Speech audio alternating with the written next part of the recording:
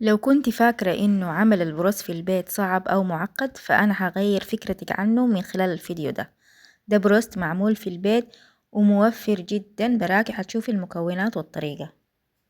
أول حاجة عندي فرخة كاملة غسلتها ونظفتها كويس. بعدين هبدأ أعمل محلول النقع اللي هو بدي البروست النكهة حقته.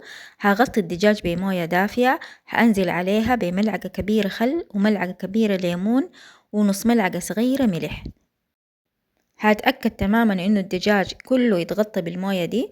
بعدين هخليه لمدة 20 دقيقة بالضبط بعد ما أغطيه. هنا بعد ما انتهت ال20 دقيقة غسلته تماما من موية النقع وحابدأ أعمل له الخلطة السرية حقة البروست. هأنزل ب3-4 كوباية موية دافية. عندي ملعقة ونص من ال7 بهارات، وعندي نص ملعقة صغيرة كركم ونص ملعقة صغيرة زنجبيل.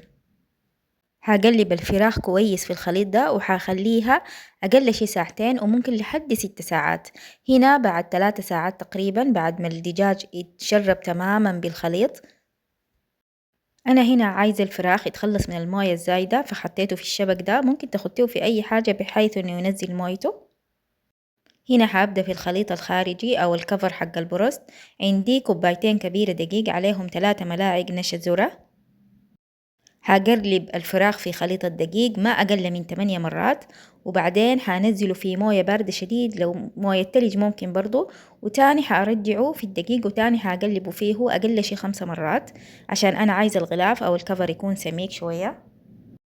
بعدين هنزله في زيت حامي شديد. أول شي هسخن الزيت وبعدين هأوطيه. هخليه لمدة 15 دقيقة وما هقلبه في الزيت إلا بعد 10 دقايق، وهنا جاهز للتقديم. مقرمش من برا وطري ولذيذ من جوا.